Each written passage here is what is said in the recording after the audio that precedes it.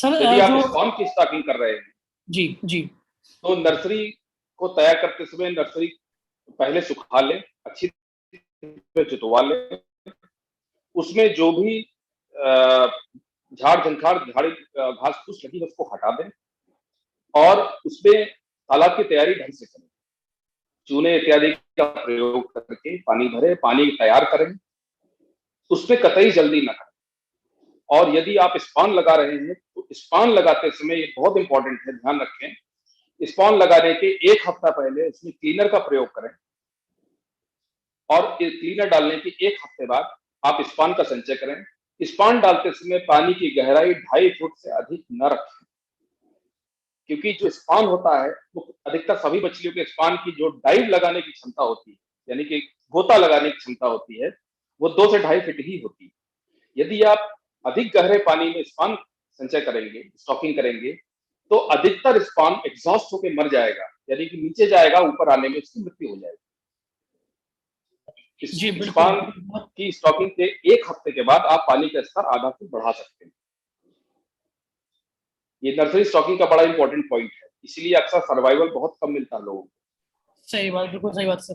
तो यदि मान लीजिए हम जो है जीरा साइज में बच्चा डालते हैं, तो उसमें से जो मार्केट फीड आ रहा है, जो रिसर्च में फीड आ रहा है, जी वो कौन किस किस या तो हमें वो पाउडर के फॉर्म वाला इस्तेमाल करना चाहिए, क्या साइज होना चाहिए? किसान भाई बहुत बहुत कंफ्यूज होते हैं फीड का चुनाव करने में। जी जी, हाँ हाँ, बिल्कुल सही है, आपका क्वेश्चन बड़ा सही है।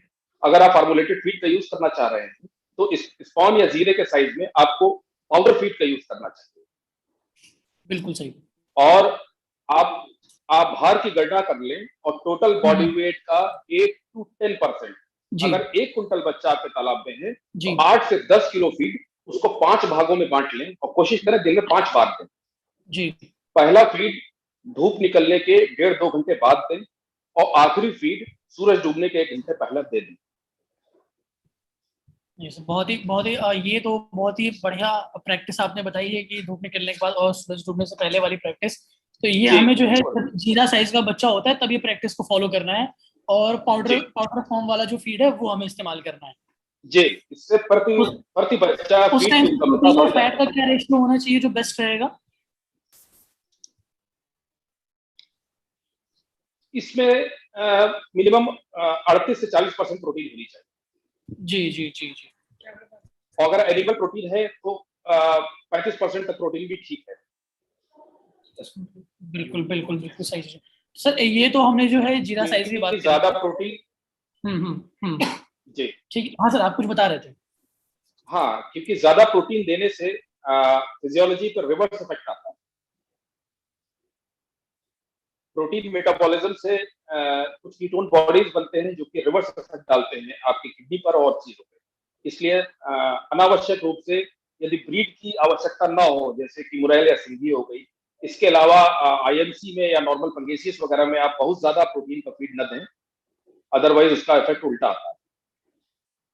अक्सर लोगों में मैंने टेंडेंसी देखी है कि वो जी 44%, 48% का फीड ढूंढते हैं, 50% का फीड ढूंढते हैं, वो ठीक नहीं है, वो उल्टा हम्म। असर डालता है।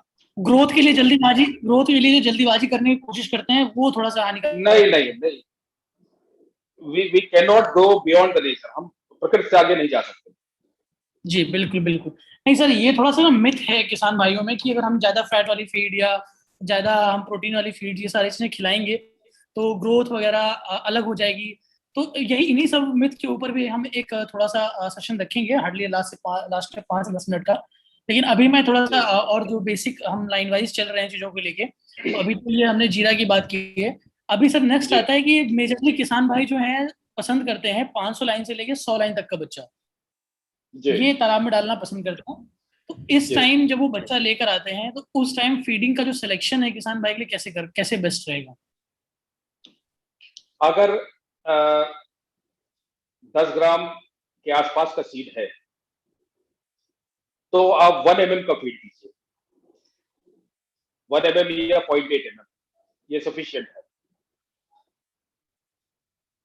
ये जो है साइज बेस्ट रहेगा। सर इस टाइम भी क्या प्रोटीन और फैट वगैरह का जो डिसाइड है करना इंपॉर्टेंट है? जी जी, ये 1 mm, देखिए कंपनी के फार्मूलेटेड फीड अपनी जो सही मात्रा है उसी में बनते हैं, जब तक कि किसी स्पेशल ब्रीड के लिए अलग से न बनाया जाए। जैसे सिंघी और मुरैल के जो फीड होता है वो हाई प्रोटीन फीड होता है, क्योंकि उस मछली जी। की रिक्वायरमेंट अलग है। हम्म। अदरवाइज अदरवाइज 32%, 34%, 35% प्रोटीन बहुत है, उससे ज्यादा जरूरत नहीं है। नॉर्मल पंगेसियस हो, मांगुर हो या इंडियन मेजर कार्प की ब्रीड्स हो, उससे ज्यादा जरूरत नहीं है। बिल्कुल बिल्कुल सही चीज है। सर अब जो है एक जो हो गया फीड चुनाव की बात, अब आता है feed का रोल मछली की ग्रोथ में।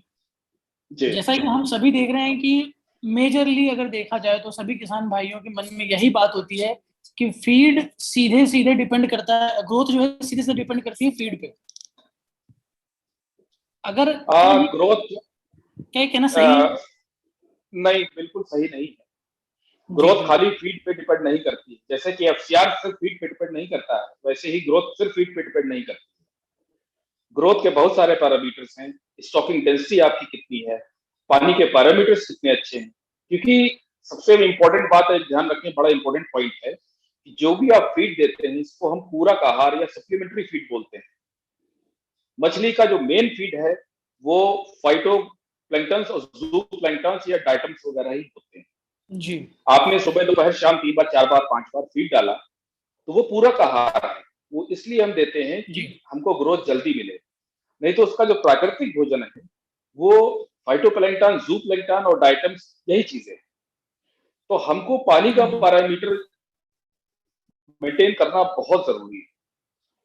पानी का रंग, तालाब का रंग दूर से देखने में हल्का धानी रंग का दिखे, ये सबसे बढ़िया होता है पानी। अगर पानी आपका भूरा, काला या पीले साइड में है तो आप जरूर किसी टेक्नीशियन से बात करें, अपने तालाब के पैरामीटर्स को सही करें, उसकी जांच करवाएं और सही उपचार करें। हरा, हल्के हरे रंग का पानी सबसे अच्छा है। फाइटोप्लैंक्टन्स बहुत इंपॉर्टेंट रोल प्ले करते हैं, ये मछली का भोजन भी होते हैं। और तालाब में बनने वाली ऑक्सीजन का 90% से लेकर 95% का बजट इन्हीं फाइटोप्लैंक्टन्स की फोटोसिंथेसिस से पूरा होता है, जो कि धूप में होता है। तो ये ऑक्सीजन भी सही बिल्कुल बनाते सही। हैं। ये फूड चेन का सबसे पहला प्राइमरी पार्ट है। फाइटोप्लैंक्टन्स को खा के ही जूप्लैंक्टन तैयार होते हैं, इसलिए फाइटोप्लैंक्टन्स का सर्वाइवल बहुत इंपॉर्टेंट है। इसीलिए हम, मैं या कोई भी टेक्निकल पर्सन होगा, वो कोई भी ऐसे मेडिसिन या कोई भी ऐसा चेंज सडन नहीं करवाता है तालाब में जिसमें फाइटोप्लैंक्टन्स क्रैश होने का डर हो। अक्सर हमारे मत्स्य पालक भाई जरा सी इन्फेक्शन में बीकेसी 80% डालने लगते हैं। बिल्कुल सही मैं बात। हमेशा इस बात को मना करता हूँ, शुरू में स्ट्रॉन्ग दवा मत यूज कीजिए, क्योंकि उससे प्लैंक्टन क्रैश होता है। और कई बार बरसात के मौसम में होता है, प्लैंक्टन क्रैश हुआ, ऑक्सीजन शॉर्टेज होती, बहुत बड़ी मोर्टेलिटी हो जाती है। तो तालाब के पैरामीटर को ठीक रखें। और साथ में दूसरा इंपॉर्टेंट फैक्टर है स्टॉकिंग डेंसिटी। स्टॉकिंग आपने कितनी करी है और पानी के तीनों लेयर के हिसाब से की है कि नहीं की है, इस पर डिपेंड करता है। तीसरा होता है सीड की क्वालिटी, बच्चे की क्वालिटी, उसका जेनेटिक कैरेक्टर कैसा है, इस पर भी बहुत बड़ा इंपॉर्टेंट रोल प्ले करता है, बहुत इंपॉर्टेंट पार्ट है। इसलिए बच्चा लेते समय इस बात का जरूर ध्यान रखें कि किसी विश्वसनीय हैचरी से लें, हो सके तो ईयरलिंग बच्चा डालें, 1 साल का पुराना बच्चा डालें।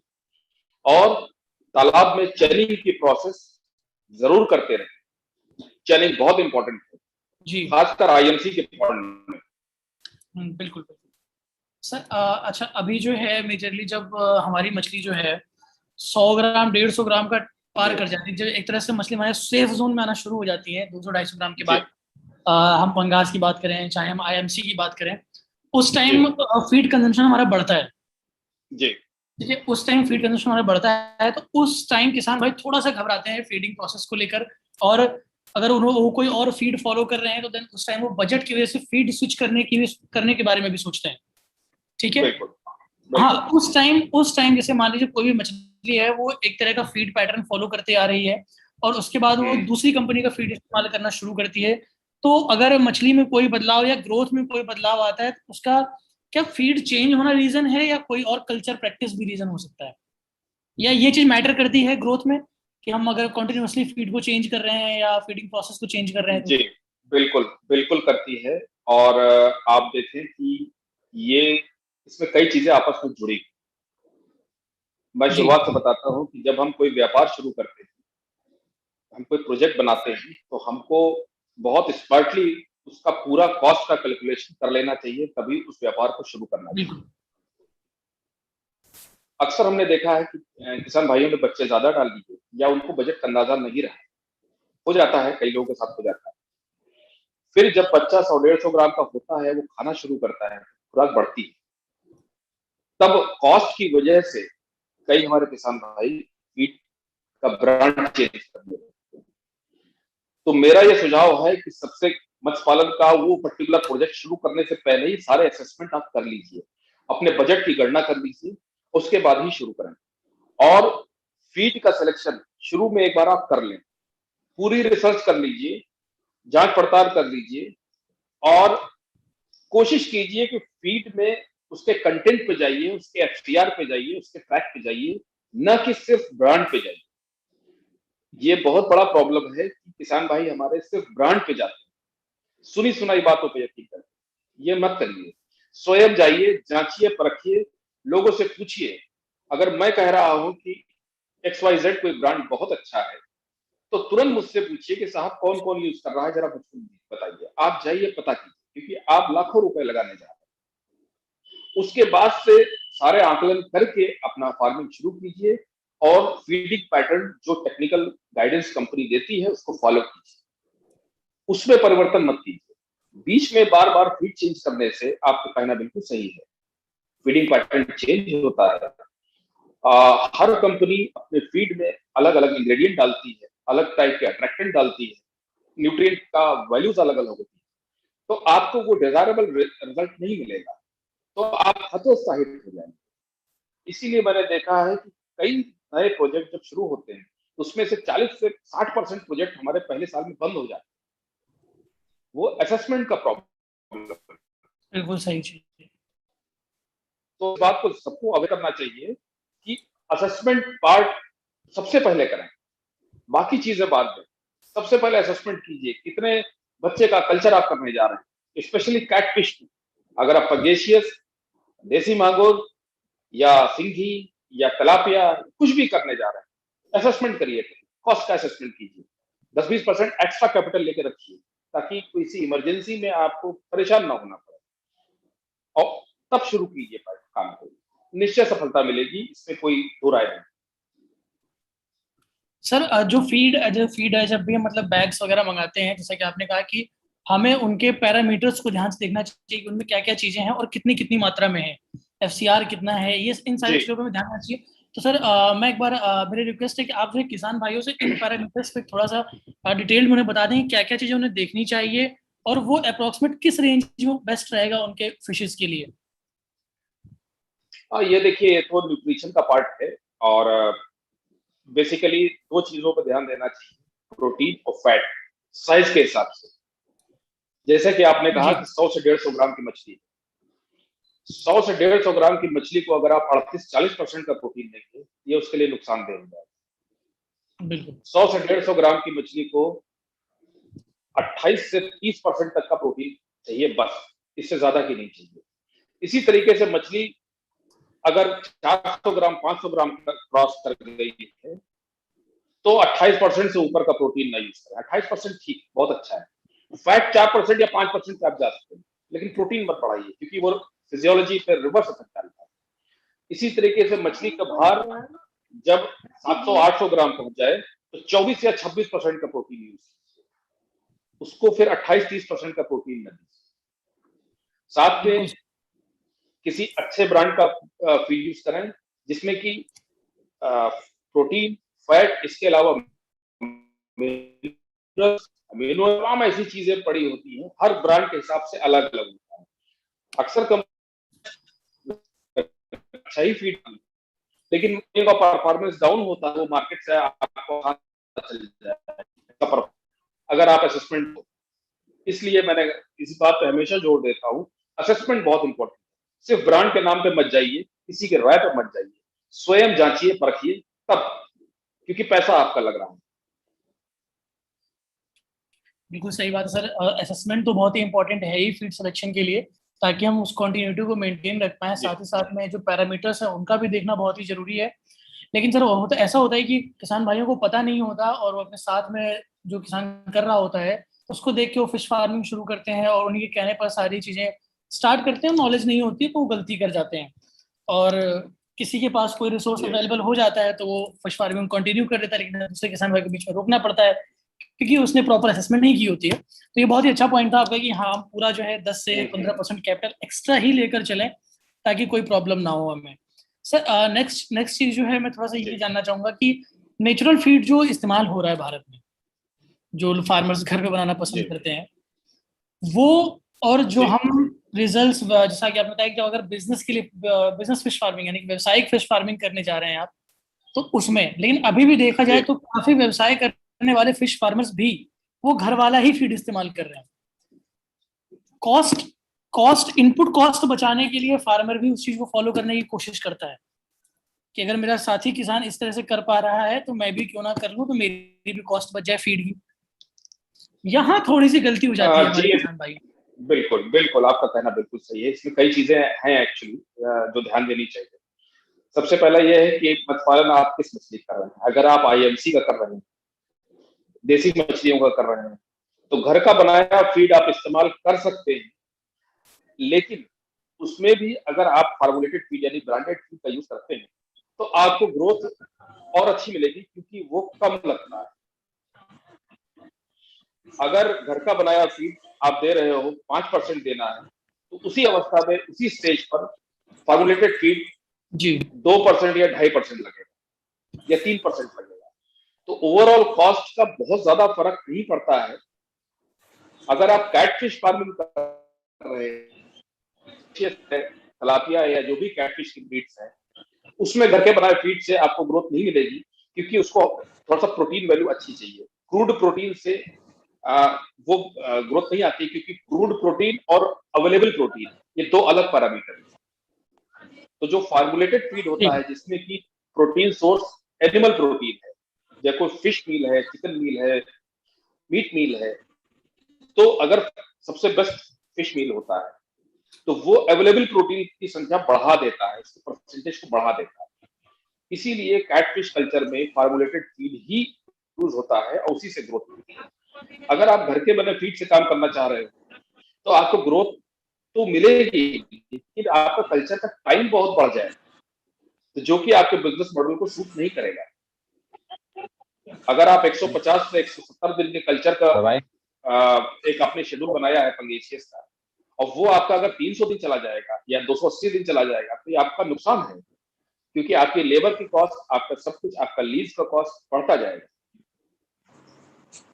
तो बहुत सारे पैरामीटर हैं, इसमें डिपेंड करता है किस कल्चर की आप बात कर रहे हैं, जी उसके हिसाब से इसको सर, कैलकुलेट करना पड़ता हाँ कल्चर पे तो फीडिंग सिस्टम डिपेंड है ही हमारा। तो लेकिन है। जी बेसिक बेसिक जानकारी जो है किसान भाइयों को होनी बहुत जरूरी थी, जो कि आपने बताई है कि पैरामीटर्स को देखने की और सिलेक्शन साइजेस को चुनने की। तो जी मैं जो, हाँ सर, फीड ये तो है ही। अब अगर देखा जाए तो दो तरह की फीड है, एक वेज और एक नॉन वेज, ठीक है। जी तो जी मैं सर थोड़ा सा आपसे ये जानना चाहूंगा कि फिशेस के हिसाब से हम जो है वेज और नॉन वेज फीड को कैसे कैटेगराइज कर रहे हैं, किस तरह से किसान भाई को समझना चाहिए। ये निर्भर करता है कि जो मछली आप पाल रहे हैं उसका फीडिंग पैटर्न क्या है। जितनी भी कैट फिशेज होती है मुख्यतः वो मांसाहारी होती है या सर्वाहारी होती है, यानी कि जी ओमनिवोरस होती है या कार्निवोरस होती है। अब ये डायरेक्ट क्वेश्चन रिलेट होता है उनकी फिजियोलॉजी से और एनाटॉमी से। जी जितनी भी कार्प मछलियां हैं उनकी अगर आप आंतें देखेंगे तो वो बनी हुई है वेजिटेरियन फीड के हिसाब से, उनकी आंतें लंबी होती है। जितनी भी बिल्कुल बिल्कुल। कैट फिशेज होती हैं उनकी आंतें कंपेरेटिवली छोटी होती है। यदि मैंने इसीलिए अभी थोड़ी देर पहले कहा कि यदि आप पंगास को या किसी कैट फिश को राइस पॉलिश खली वगैरह घर का बना फीड देंगे तो उसकी ग्रोथ कम आएगी। उसका कारण ये है कि उसकी आंतें ऐसी नहीं डिजाइन की गई है कि वो वेजिटेरियन फूड को पूरा पचा के डाइजेस्ट करके ऑब्जॉर्व कर पाए उसके न्यूट्रिएंट्स को, क्योंकि जितना टाइम उस फूड को पचाने में और उसके न्यूट्रिएंट को एब्जॉर्व करने में लगेगा, उससे कम टाइम में वो क्योंकि आंतें छोटी हैं तो वो पार हो जाएगा और काफी बड़ा हिस्सा फूड निकल जाएगा। जो होता है, जो ब्रांडेड फीड होता है कंपनियों द्वारा बनाया हुआ,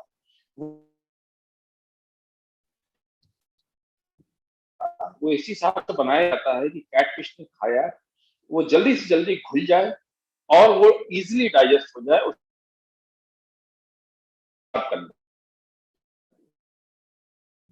एनिमल और सर आपकी आवाज कट रही है थोड़ी सी, नेटवर्क साउंड की प्रॉब्लम हो रही है सर। आपको हो जाएगा सर, थोड़ा सा आपकी आवाज फंस गई थी, आप रिपीट कर देंगे? यहाँ तो नेटवर्क सही है।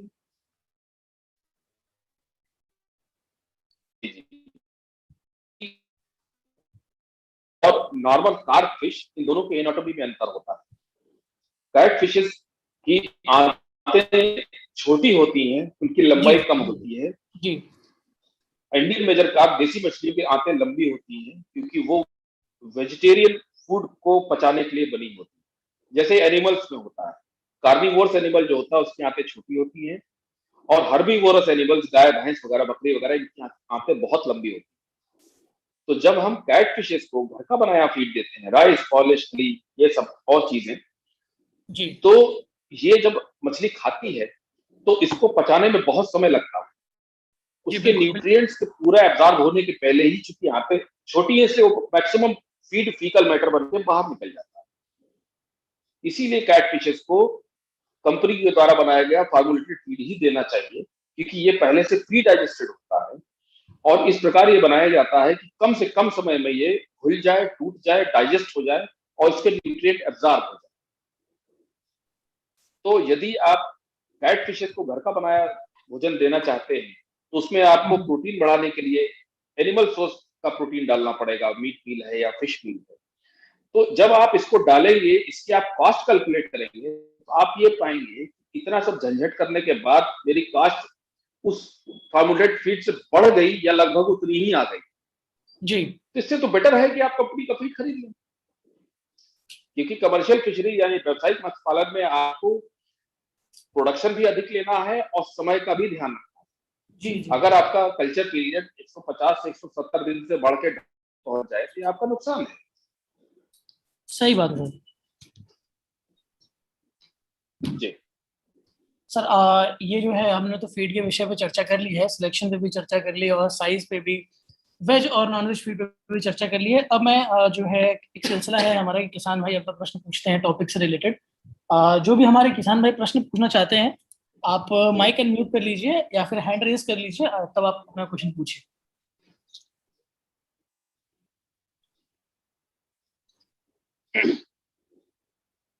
मेरी आवाज आ रही है किसान भाइयों? अगर आपका कोई प्रश्न है तो आप जो है उसे पूछ सकते हैं। आप अपना माइक अनम्यूट कर लीजिए।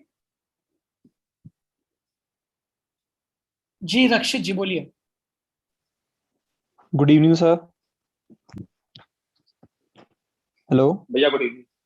जी बोलिए बोलिए रक्षित जी बोलिए। हाँ सर, मैं पूछ बोलें। रहा था कि सर घर पे फीड बनाने के लिए ब्लैक सोल्जर फ्लाई का प्रोडक्शन कैसे कर सकते हैं?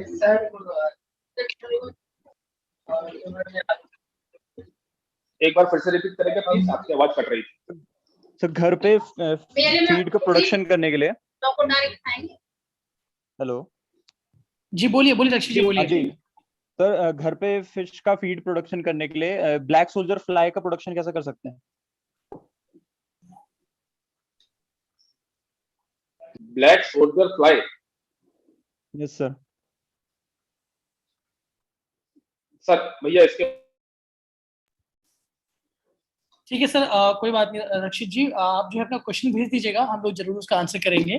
ठीक है। Okay okay sir, thank you sir. Sure sure. May be आप कोई और टर्म इस्तेमाल कर रहे हो, मे बी वो कोई और टर्म हो, यहाँ पे कोई और टर्म यूज होता हो, तो हम उसे जरूर क्लियर करेंगे।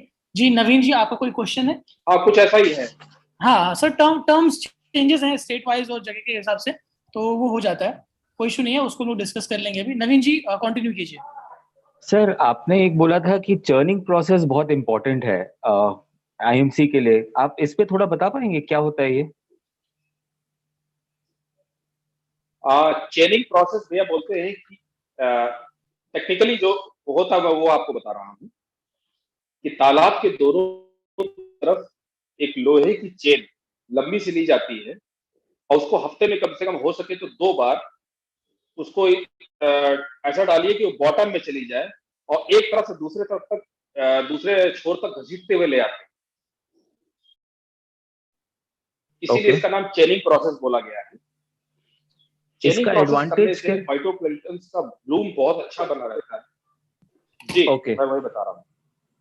चेनिंग प्रोसेस से प्लैंक्टन का ब्लूम बढ़िया बना रहता है, नीचे से Okay. गैसेस रिलीज होती रहती हैं और नीचे जो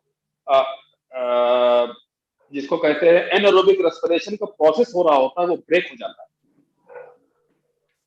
Okay. तो पैरामीटर्स बहुत अच्छे रहते हैं और मेरा अपने सहायक जिन तालाबों में हफ्ते में एक बार भी चेनिंग हो रही है उसमें जल्दी प्लैंक्टन क्रैश नहीं होता है और रेयर गेन होता है और आप जो प्रोबायोटिक डालते हैं उसका भी रिस्पांस बहुत अच्छा आता है। ओके सर, तो ऐसा कुछ हम टैंक में भी कर सकते हैं क्या? ये तो हो गया पॉन्ड के लिए। जी हेलो। नहीं, टैंक में इसका कोई रोल नहीं है। जी, टैंक में इसका कोई रोल नहीं। Okay, thank you sir. Thank you Naveen ji और क्वेश्चन पूछने के लिए। काफी अच्छा लगा कि आपने इंपॉर्टेंट क्वेश्चन पूछा। नेक्स्ट क्वेश्चन अगले किसान भाई हमारे, अनम्यूट कर लीजिएगा आप। जी सरोज जी बोलिए। Good evening sir. Hello sir good evening. जी सरोज जी बोलिए बोलिए। जी सर गुड इवनिंग।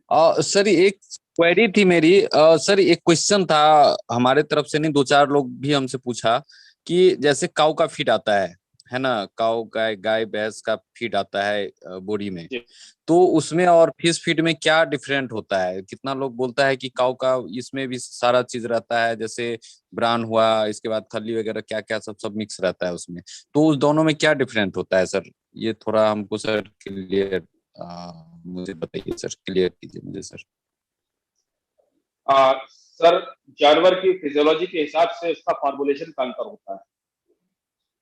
जो कैटल होते हैं, गाय भैंस होती है, इसका डाइजेस्टिव सिस्टम यानी पाचन तंत्र अलग तरीके का बना होता है। इनके अंदर एक ऑर्गन होता है जिसको बोलते हैं हम र्यूमन। तो जी जी। जो गाय भैंस का फीड होता है इसमें जो प्रोटीन और सेलुलोज बहुत होता है।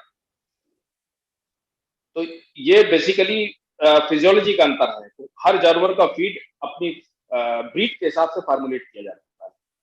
अगर आप तालाब में डालेंगे मछली खा तो लेगी लेकिन आपको ग्रोथ नहीं है। ओके ओके, मतलब मछली जैसे होममेड भी फीड लोग बनाता है, जो सब सारा चीज मिक्स करके, और इसके बाद बाहर से भी जो भी प्रोटीन पाउडर हुआ या फिर जो भी मल्टीविटामिन वगैरह हुआ वो सब मिला करके भी तो फीड बनाता है, तो उसमें भी यही चीज सब होता है। मुझे कई किसान भाइयों ने मुझे पूछा कि मैं देता हूँ ये जानवर का फीड जो भी होता है उसमें भी सब कुछ रहता है, क्योंकि वो कहीं से पता किया कि वो ठीक है, सब कुछ उसी वही मिक्स रहता है, तो इसी यही पहली थी। फिर आगे का लोग उनसे पूछता है कभी कभी, तो मैं सर ये कमर्शियल फीड ही मैं दे रहा हूँ, लेकिन बहुत लोगों का क्वेरी ऐसा मेरे पास भी आया पर्सनली, इसीलिए मैंने सोचा कि सर आपसे एक बार क्लियर कर लूं। ठीक है, मैं उन लोग का भी थोड़ा डाउट मैं क्लियर कर दूंगा। आपकी बात सही है। आपकी बात सही है। अगर आप जी इंग्रेडिएंट लिस्ट पढ़ेंगे तो नाम आपको मोस्टली वही मिलेंगे जो उसमें है, लेकिन वो किस फॉर्म में है ये इंपॉर्टेंट। जी जी। आपकी बात बिल्कुल सही है। सर अगर आप लिस्ट पढ़ेंगे तो जैसे चीजें वही मिलेगी। जी जी, हाँ यही क्वेश्चन था उसका, क्योंकि सारा चीज इंग्रेडिएंट्स जो भी था वो सब चीज सेम सेम उसमें भी, जैसे होममेड फीड बनाते हैं वैसे ही सब कुछ था उसमें। प्रोटीन का ये चीज सब ऐसे क्लियरली लिखा भी नहीं होता है उसके बॉडी पर, तो ये एक यही जी प्रॉब्लम था। लोग ऐसे भी जी सस्ता होता है थोड़ा सा, हमको लग रहा है कि ये एनिमल का फीड होता है थोड़ा सस्ता, तो हो सकता है इसलिए लोग यूज करते होंगे। और एक चीज और सर, नहीं, एक और क्वेरी थी कि आप सही कह आईएमसी रहे हैं को, सर आईएमसी को ये कमर्शियल फीड देना ही सही रहेगा या फिर होममेड फीड भी दे सकते हैं सर?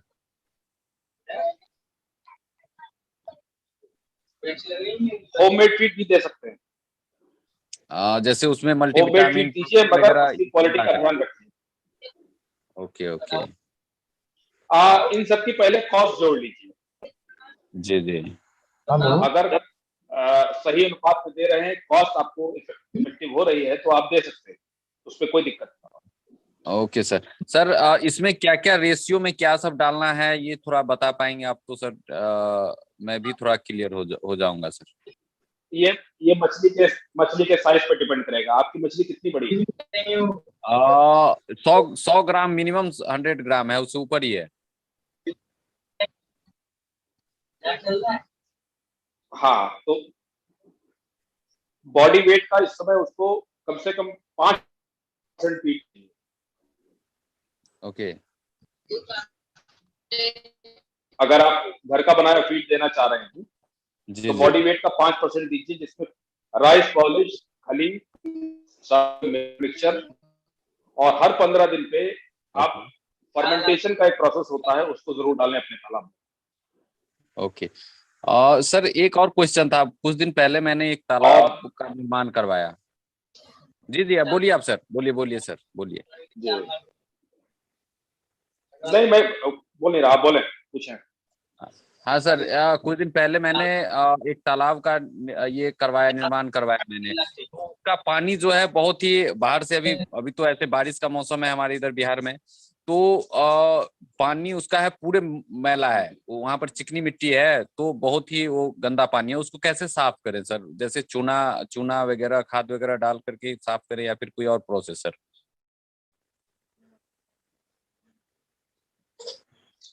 वो पानी का मैलापन जिसको आप कह रहे हैं, वो टर्बिडिटी है, क्योंकि सॉइल का यानी कि मिट्टी का नेचर चिकनी मिट्टी है। जी जी जी जी। इसलिए मिट्टी के बहुत फाइन पार्टिकल पानी में घुल गए, तो उसको कुछ फ्लॉकुलेंट आते हैं कुछ कंपनी में, उसको डाल देने से, लेकिन बहुत अधिक उससे लाभ मिलेगा नहीं। चूना अधिक न डालिएगा। चूने की डोज एक जी, एकड़ में 50 किलो से अधिक नहीं होनी चाहिए, 50 किलो से अधिक और नहीं होनी चाहिए। वो डिग्री का प्रयोग न करिएगा। जी। जी। और चूंकि बरसात है, इसलिए अभी पानी गंदा रहेगा, वो अपने आप सेटल हो जाएगा, उसके लिए आप किसी दवा का उपयोग न करें। ओके। और इसमें जैसे 50-100 ग्राम का जो भी मछली हमारे पास कुछ स्टॉक है, वो मैं उसमें डाल सकता हूँ ना?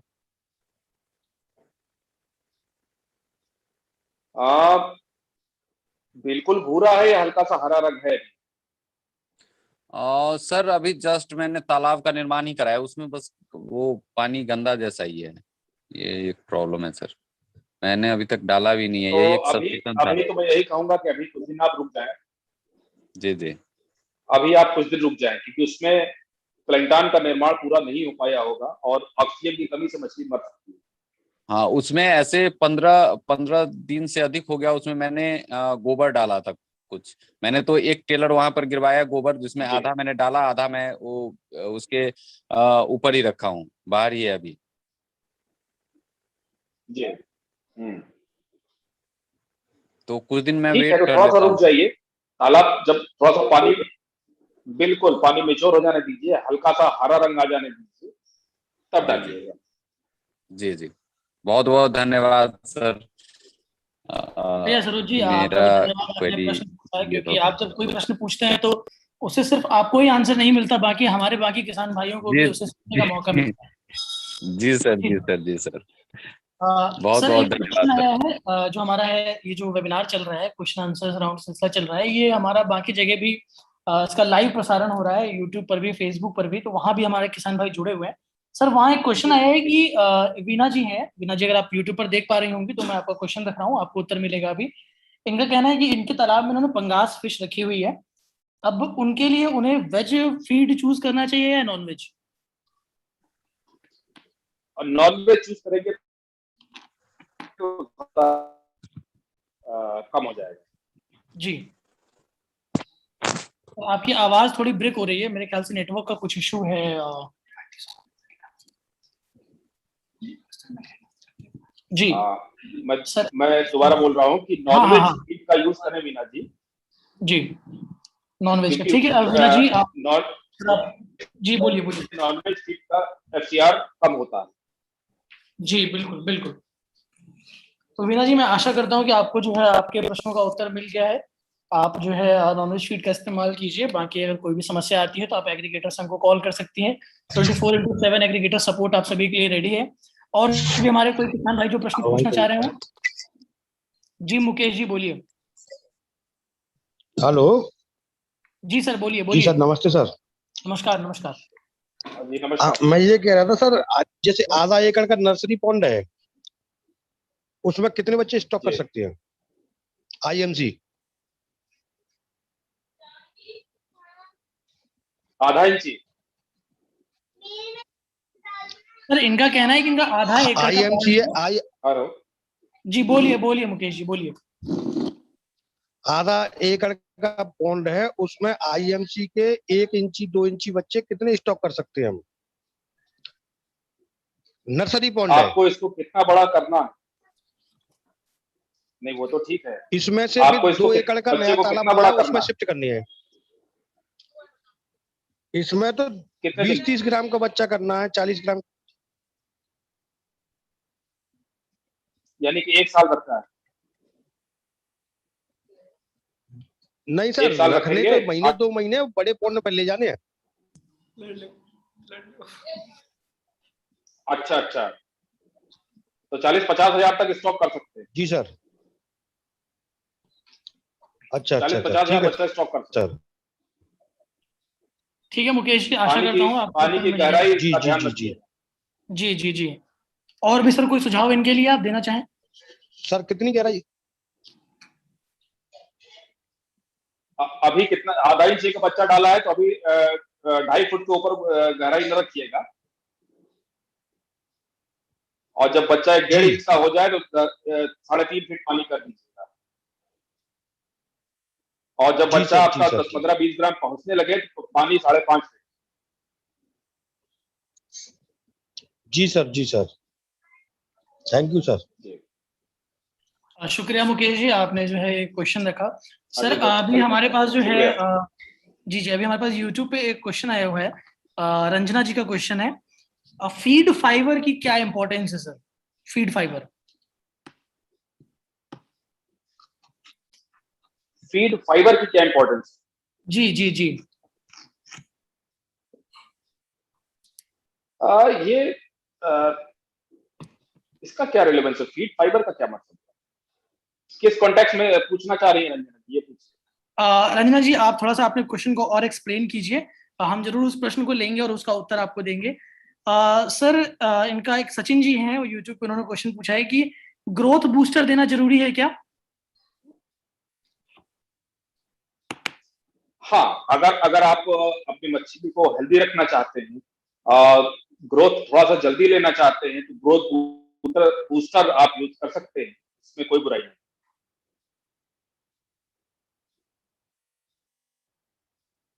क्योंकि ग्रोथ बूस्टर से इम्यूनिटी भी बढ़ती है और ग्रोथ भी आती है, तो ओवरऑल ये आपकी कॉस्ट को कम करता है, एफसीआर को भी कम करता जी जी बिल्कुल बिल्कुल। सर यूट्यूब पे सचिन जी, मैं आशा करता हूँ कि आपको उत्तर मिला है, और शुक्रिया प्रश्न पूछने के लिए और एग्रीगेटर संघ से जुड़ने के लिए। सर एक क्वेश्चन और है कि मछली के दिन की ग्रोथ को कैसे मेजर करेंगे हम? है। हाँ, इसके लिए सैंपलिंग की जाती है।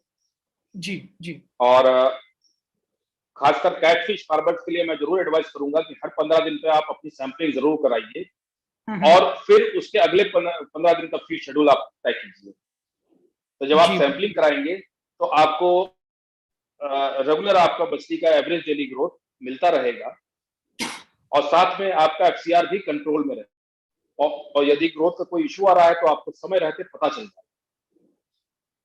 लेकिन एक बात ध्यान रखें कि सैंपल साइज बड़ा रखें, 1-8 किलो मछली पकड़ के सैंपल ना करें। सैंपल साइज जितना बड़ा रखेंगे, एवरेज उतना ही एक्यूरेट आएगा।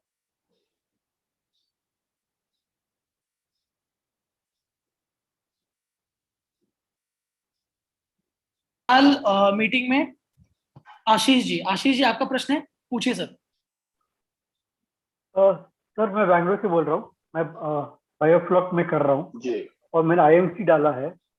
आपने जी कहा था कि जर्लिंग को डालना चाहिए, मगर मैंने एक मतलब जी अलग अलग जगह पे मैंने अलग मैंने सुना कि ईयरलिंग को नहीं डालना चाहिए क्योंकि वो स्टंटेड फिशेस होते हैं और फिर उनकी ग्रोथ में तकलीफ आती है।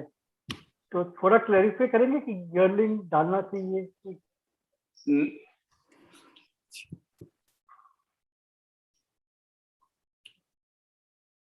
पता है।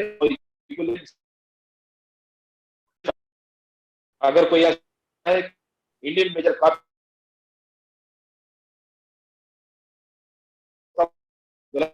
कोई जरूर कंफ्यूजन है, ये बिल्कुल एक एस्टेब्लिश फैक्ट है। इंडियन मेजर कार्प को हमेशा ईयरलिंग डालें, आपको ग्रोथ हमेशा बहुत अच्छी है। सर ग्रोथ मतलब और इसके लिए आप किसी भी सीफा या किसी भी वेबसाइट पर जाएं या एनबीएफसीआर की किसी ब्रांच चले जाएं, वहां इस बात को कंफर्म करें। आशीष बड़ा जी, अच्छा सवाल था, कई लोग कंफर्मेशन कर पूछ लीजिए, चुके हैं। कंफर्मेशन कर लीजिए। नहीं तो आप एग्रीगेटर संघ को भी कॉल कर सकते हैं, आपको और भी एक्सपर्ट्स हैं जो इन सारी चीजों के, बायोफ्लॉक एक्सपर्ट्स भी हैं, हम आपको उनसे भी कनेक्ट कर सकते हैं और आपको आपकी जानकारी मिल जाएगी, उसमें कोई समस्या नहीं आएगी आपको। बट मैं बोलूंगा कि फैक्ट्स पे ध्यान दें। ऐसे आप किसी भी रिसोर्सेज, अगर किसी भी रिसोर्सेज आप कोई जानकारी ले रहे हैं तो आप ये इंश्योर करें कि वो जो रिसोर्स है वो करेक्ट है और बाकी भी फार्मर्स को उससे फायदा मिला है, तभी किसी चीज को एक्सेप्ट करें। मैं सही कह रहा हूँ सर कि जिस सोर्स से हमें जानकारी आ रही है उसके बाद उसका क्रेडिबल होना बहुत जरूरी है। शुक्रिया, थैंक यू। बिल्कुल जी, जयकांत जी, आपका प्रश्न था। जयकांत जी। सर नमस्कार, और सर बहुत बहुत आभार आपका जो आज आपने इतना कीमती समय हम सभी किसानों के लिए दिया। सर मेरा प्रश्न ये था कि सर मछली पालन में तो बहुत सारी जानकारी, तो मछलियों में ही रिसाइकल बेसिस पे बताइएगा सर, कि जैसे हमने सुना है कि हम अगर नेचुरल फीड अगर खिला रहे हैं ग्रास कार्प को, तो ग्रास कार्प का फीड उसका जो वेस्ट होता है उसको खा लेते हैं कॉमन कार्प। तो सर इस हिसाब से कल्चर बेसिस पे एक डिस्कशन बताइए सर। क्या पूछना चाह रहे हैं, क्वेश्चन स्पेसिफाई कीजिए प्लीज, ये तो बहुत बड़ा टॉपिक है। नहीं सर बिल्कुल मैं जयकांत जी, बोलिए बोलिए बोलिए। सर मैं चाह रहा था कि जो किसान है वो अलग अलग मछलियों का अलग अलग एक रेशियो में पालन करते हैं जिससे फीड कॉस्टिंग भी नॉर्मल आती। तो मैं चाह रहा था सर, वो कमर्शियल फीड की बात है सर, मैं चाह रहा था कि नेचुरल जो फीड होती है तो उसमें हमने सुना और देखा है कि ग्रास कार्प को अगर नेचुरल कुछ भी हरी पत्तियां कुछ फीड खिलाएं तो उसका जो वेस्ट होता है उसको कॉमन कार्प एब्जॉर्ब कर लेती है। तो सर ऐसा कुछ रिसाइकल कल्चर एक बताइएगा जिसमें हमारा फीड कॉस्टिंग भी एकदम नॉर्मल हो जाए, जिससे अपन नेचुरल तरीके से जो नेचुरल पॉन्ड में जो प्रोसेस होता है वो हम कमर्शियल पॉन्ड में भी वाटर लेवल को मेंटेन करते हुए वो फीड की कॉस्टिंग कम करके उसको कर सके सर। जी, बहुत बहुत अच्छा सवाल है आपका, बहुत अच्छा सवाल है। देखिए, पॉन्ड नेचुरल हो या आपका खोदा हुआ तालाब हो, हर पॉन्ड का अपना एक इकोसिस्टम होता है और हर जानवर का फीडिंग पैटर्न हमेशा एक जैसा ही होता है। ग्रास कार्प सबसे ऊपर रहती है और ग्रास कार्प को हरा चारा चाहिए। सबसे अच्छा रहेगा कि आप ग्रास कार्प को बरसीम या कोई भी हरी पत्ती वाली चीज खिलाइए। ग्रास कार्प खाने के बाद जो बीट करती है उसमें काफी सारा अनडाइजेस्टेड फूड होता है, वो जो नीचे जाता है उससे कॉमन कार्प खाती है। ये एक नेचुरल प्रोसेस है, इसीलिए कहा जाता है कि पानी की 3 लेयर के हिसाब से मछलियों को डालिए, बैलेंस बना के चलिए। तो ग्रास कार्प को अगर सही फीड मिलेगा तो कॉमन कार्प ऑटोमेटिकली बढ़ती रहेगी। लेकिन अगर आपको कमर्शियल फिशरीज कर रहे हैं, व्यावसायिक मत्स्य पालन कर रहे हैं, तो आपको मछली को जल्दी बढ़ाना है, तो इसके लिए आपको अलग से फीड भी देना चाहिए। इसीलिए उस फीड ये, और एक बात हमेशा ध्यान रखें, मैंने पहले भी कहा था, कमर्शियल फीड या हम घर का बनाया जो भी फीड देते हैं उसको हम सप्लीमेंट्री फीड बोलते हैं, पूरक आहार बोलते हैं। पूरक यानी पूरा करने वाला। किस चीज को पूरा करने वाला?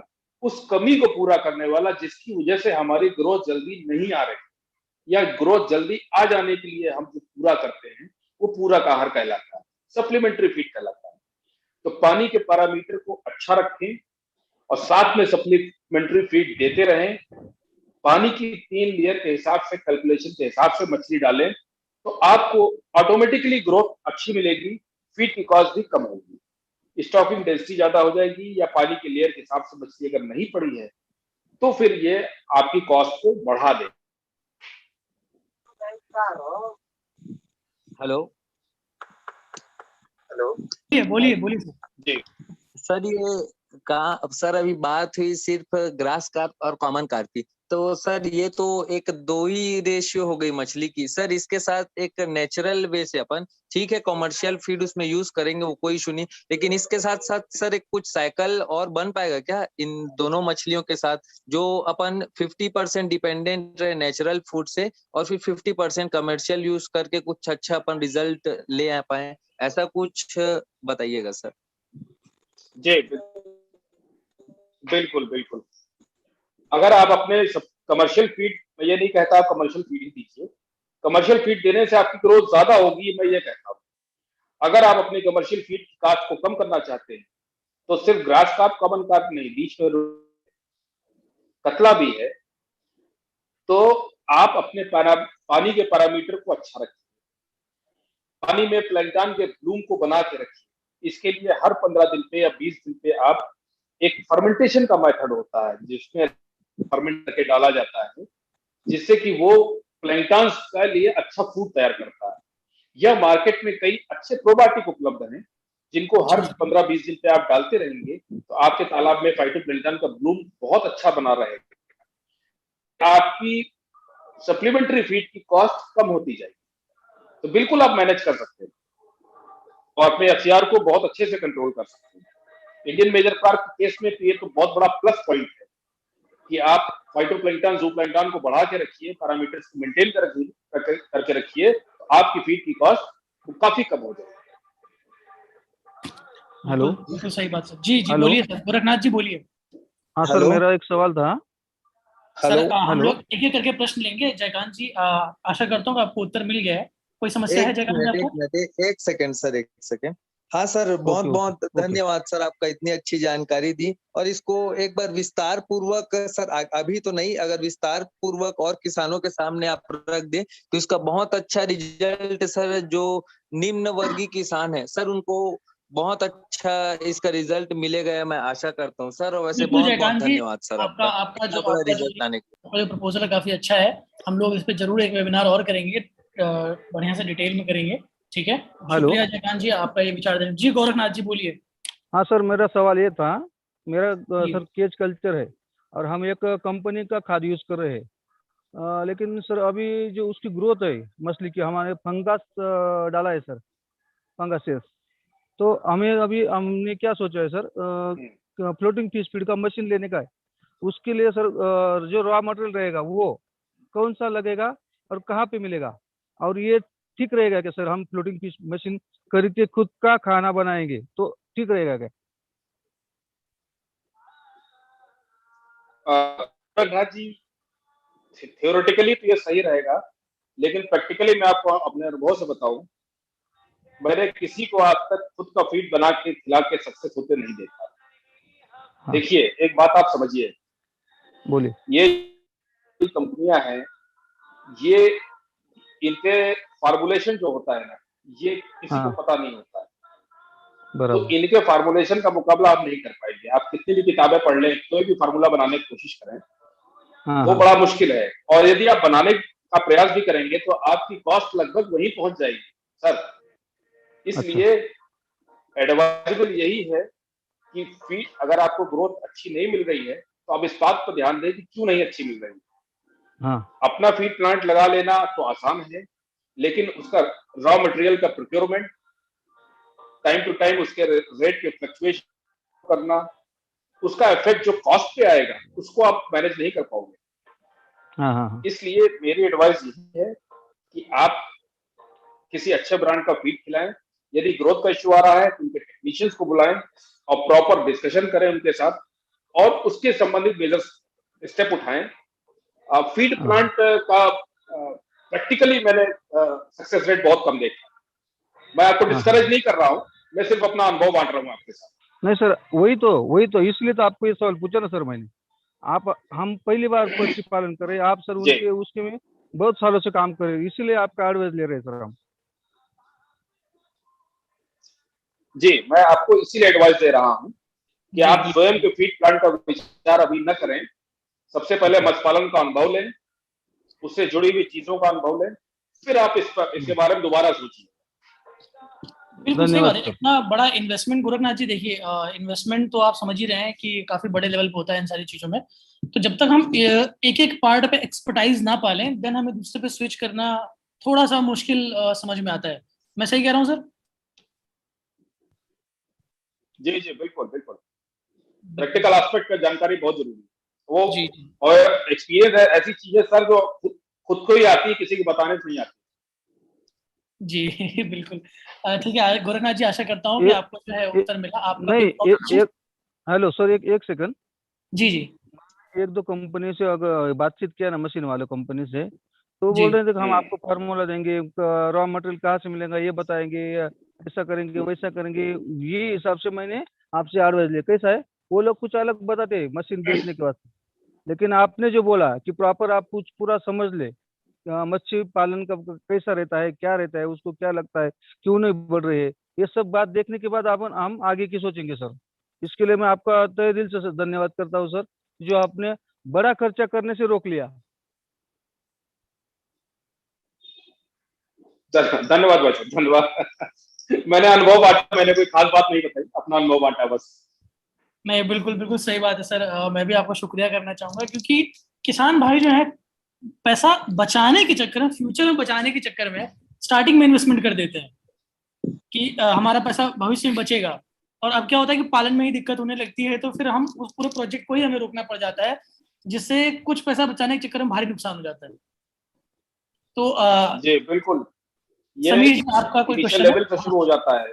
बिल्कुल हेलो। बिल्कुल सही बात है। जी समीर जी बोलिए। हेलो सर, मैं ये जानना चाह रहा था कि मैं भी पंखा कर रहा हूँ पहली बार, तो क्या मैं उसको बैक फिटिंग करके ग्रोथ ले सकता हूँ? हेलो। पंगेशियस पे ग्रोथ फीडिंग बहुत सक्सेसफुल नहीं है।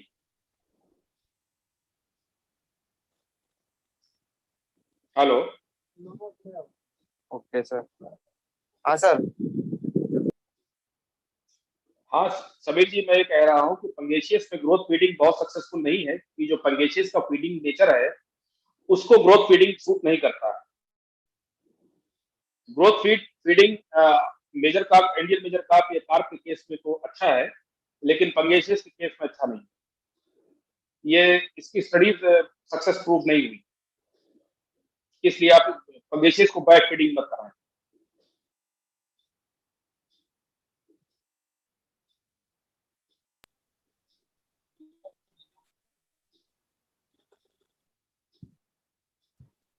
जी हेलो समीर जी, आवाज आ रही है आपको? सर मुझे लगता है डिस्कनेक्ट हो गए हैं। कोई बात हेलो। जी नहीं। जी। जी जी बोलिए हेलो। समीर। जी जी बोलिए, आपकी आवाज चली गई थी अभी।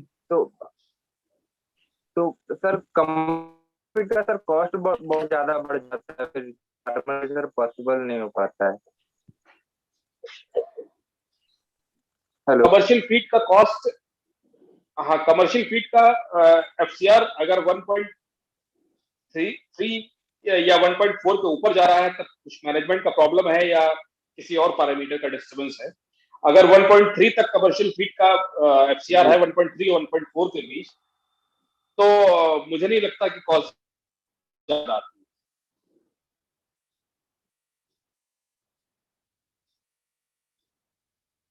है। जी आपको आवाज आ रही है? पर केजी कॉस्ट तो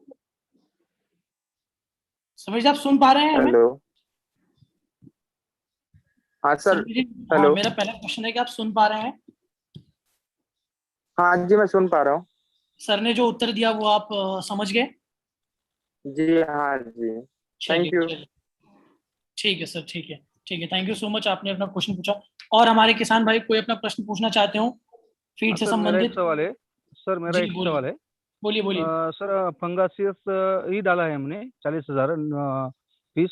तो उसमें सर जो शाकाहारी और मांसाहारी जो बोलते हैं, तो उसमें कौन सा फीड अच्छा रहेगा सर? उसमें अपन को जैसे कोई बोलता है कि कुछ मुर्गा वगैरह मरा हो तो उसको बारीक खीमा करके डालो तो वो भी बढ़ेगा, ऐसा कुछ है क्या सर? फंगेसियस में? अब फंगेसियस को मरा मुर्गा या मांस खाने को तो वो खा लेगी, लेकिन उससे जो बीमारियां आएंगी, उससे आने वाला खर्च जो होगा वो आपकी कॉस्ट को बढ़ा देगा। अच्छा प्लस पानी का पैरामीटर इतना खराब हो जाएगा कि पानी का ट्रीटमेंट करने में आपका बहुत खर्च आ जाएगा। अच्छा तो आप ओवरऑल कॉस्ट अगर जोड़ेंगे तो आप ये पाएंगे कि आप फार्मुलेटेड फीड खिलाए होते तो आपकी कॉस्ट कम आती। इसलिए मेरी बराबर सलाह सर। तो बिल्कुल नहीं है कि आप नॉनवेज खिलाइए उसको। जी अच्छा सर। हाँ, सर एक फार्मुलेटेड रिक्वेस्ट है। फीड में आप प्रोटीन सोर्स नॉनवेज लीजिए, ये इंपॉर्टेंट है। हाँ हाँ सर, एक रिक्वेस्ट है, ग्रुप पे ज्यादा लोग नहीं है इसलिए ज्यादा परेशान नहीं करेंगे, लेकिन जी आपका नंबर चाहिए सर, कांटेक्ट नंबर। वो आप एग्रीगेटर से ले लीजिएगा, ये लोग दे चलेगा देंगे सर, आपको। ओके चलेगा सर, चलेगा। वैसे सारी क्वेरीज एग्रीगेटर संग पूरा कर देगा, मुझे नहीं लगता है मेरी स्पेशल कोई जरूरत पड़ने वाली है आपको। हाँ नहीं, वो तो पूरे वेबिनार में हम शामिल है सर, और बहुत अच्छे से एग्रीगेटर काम कर रहा है सर जी किसानों के लिए, बहुत अच्छे, बहुत अच्छा। हाँ मतलब लफ्ज जी नहीं उनके ये काम के लिए, मेरी मेरी तरफ से इतना अच्छा काम हो रहा है सर। और जी किसानों जी को इतने अच्छे अच्छे आदमी से मुलाकात हो रही है सर जी कि जो छोटी छोटी चीजें है उनसे भी, उनका भी सवाल वो आप तक पहुंचता है और उनका समाधान होता है। सबसे अच्छी बात है। एग्रीकल्चर को मैं तो तहे दिल से धन्यवाद करता हूँ सर। जी जी जी, बहुत बहुत धन्यवाद आपका, बहुत बहुत धन्यवाद। जी शुक्रिया गोरखनाथ जी, इस तरह के क्वेश्चन आप पूछने काफी अच्छा लगता है जी। और हमारे कोई किसान भाई हैं जो प्रश्न पूछना चाहते हो? सर चलिए चलिए, अच्छी बात जी। कोई है, कोई हमारे किसान भाई? नवीन जी। हाँ जी।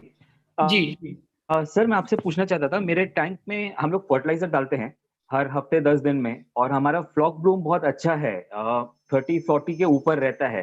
क्या हमको कमर्शियल फीड अलग से सेपरेट देने का जरूरत है या वो फ्लॉक काफी है? हेलो, कौन सा कल्चर कर रहे हैं आप? हम अमूर का कर रहे हैं। नवीन जी, कौन सा कल्चर कर रहे हैं आप? अमूर का है, ऑलमोस्ट 1-1.5 इंच का है अभी जी कल्चर हमारा। हम्म, मेरी आवाज क्लियर है? 1-1.5 इंच का है। जी। उसको आप 2% के हिसाब से फार्मुलेटेड फीड दीजिए साथ में, उसकी ग्रोथ फास्ट हो जाएगी। और मतलब उसका जरूरत है अगर खाली वो फ्लॉक से काफी नहीं होता उनके लिए? टाइम बहुत लगेगा। ओके, 2% काफी है। जी और ये जैसे 2% बढ़ता जाए का। तो ये फॉर्मुलेटेड फीड बढ़ाना पड़ेगा मेरे को? हाँ, परसेंटेज तो वही रहेगा, क्वांटिटी बढ़ती जाएगी। हाँ मतलब परसेंटेज उतना 2% ही रखना है मेरे को। जी hello, okay, thank you so much. जी 2% रखिए। जी चलिए चलिए नवीन जी, बहुत ही बढ़िया क्वेश्चन। अच्छा अमित जी, कोई प्रश्न है आपका?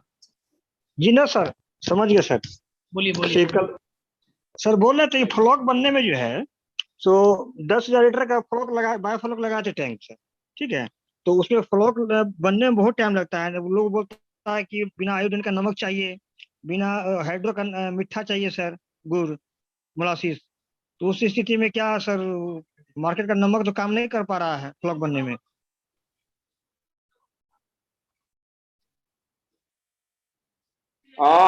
बायोफ्लॉक के बारे में आप किसी बायोफ्लॉक विशेषज्ञ से पूछे, ज्यादा बेटर है। जी सर, हेलो। किसी बायोफ्लॉक के स्पेशलिस्ट से पूछिए। अच्छा ठीक ठीक, ओके सर, थैंक यू। जी जी जी। और कोई क्वेश्चन? दया सिंह जी।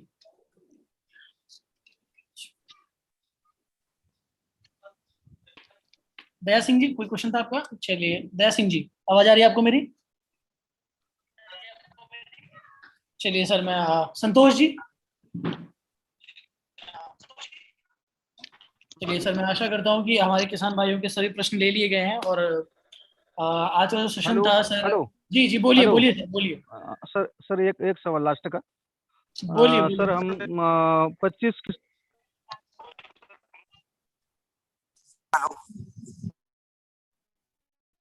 सर आपकी आवाज नहीं आ रही क्लियर।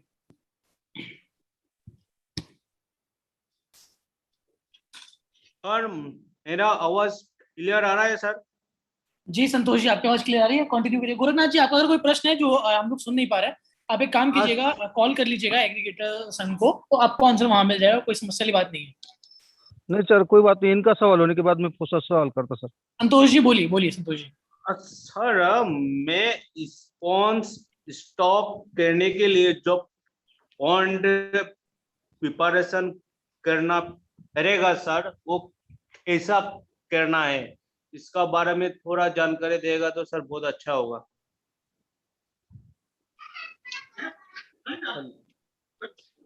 हेलो, हाँ सर, क्वेश्चन क्लियर सुनाई पड़ा वो क्लियर?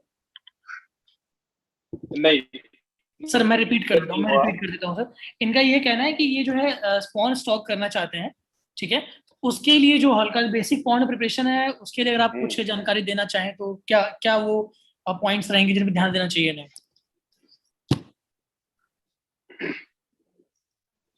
अगर टाइम है इनके पास तो सबसे पहले नर्सरी की जुताई करवा लें। नर्सरी की जुताई करने के बाद उस पे चूने का छिड़काव करें और पानी भरें। पानी भरने के बाद लगभग 2.5 फीट 3 फीट पानी भरें, या 2.5 फीट रखें, ज्यादा बेटर है। और 2.5 फीट पानी भरने के बाद उसमें अगर पुरानी नर्सरी है तो उसमें और कुछ न डालें, पानी को थोड़ा सा मेच्योर होने दें। पानी का रंग हल्का जब हरा धानी रंग का आ जाए, तब उसमें बच्चा डालने के या स्पॉन डालने के लगभग 3-4 दिन पहले क्लीनर है या एक्टोसिप है या किसी भी अच्छी दवा का प्रयोग करें जो कीड़ा मारती है। और उसके 3-4 दिन के बाद स्पॉन का स्टॉक करें। स्पॉन स्टॉक करते समय पानी की गहराई 2.5 फीट से ज्यादा गहरा न रहे, पहली चीज। और जिस समय स्पॉन पानी में स्टॉक किया जाए उसके 1 घंटा पहले उसमें ऑक्सीजन की गोली का प्रयोग जरूर करें।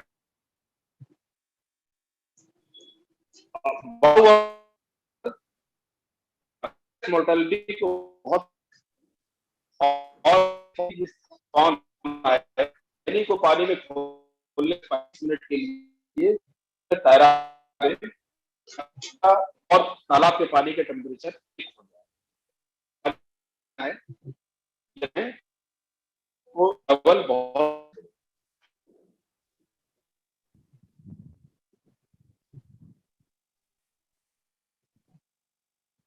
हेलो सर, आवाज बिल्कुल क्लियर नहीं है सर।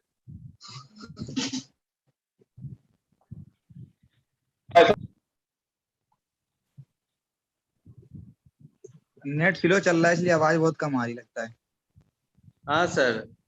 सर थोड़ा सा माफी चाहूंगा, वो नेटवर्क का इशू चल रहा है ना।